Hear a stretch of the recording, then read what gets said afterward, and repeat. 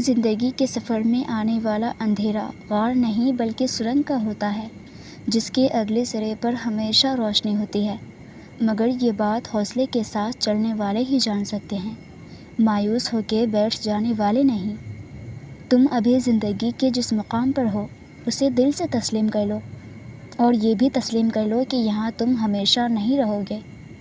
اللہ تمہیں کبھی بھی ایسے مشکل میں نہیں ڈالتا جس سے تم باہر نہ نکل سکو، ہمیشہ کوئی نہ کوئی راستہ ضرور ہوتا ہے۔ تم دعا کرو کہ وہ راستہ تمہیں نظر آئے۔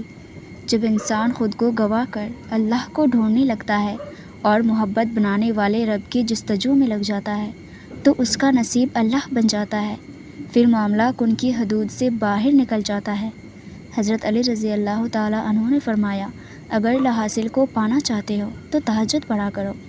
تہجد موضوع کا ایسا آسمانی دروازہ ہے جس سے گزر کر دنیا کے سارے دروازے کھل جاتے ہیں، جس سے گزر کر درد کے مارے اللہ تک پہنچ جاتے ہیں اور ٹوٹے ہوئے دل ہمیشہ کے لیے جڑ جاتے ہیں۔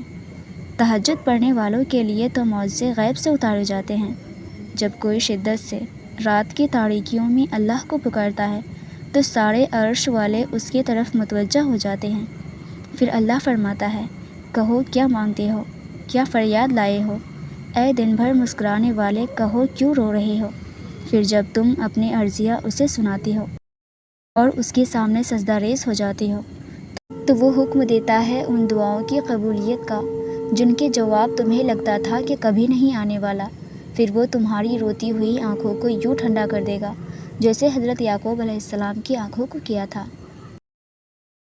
ویورز، ویڈیو اچھی لگی ہو تو مجھے لائک اینڈ کمنٹ کر کے ضرور بتائیے گا، اور اسی طرح کی اسلامک موٹیویشن کے لیے ہماری چینل کو بھی ضرور سبسکرائب کیجیے گا۔ جزاک اللہ۔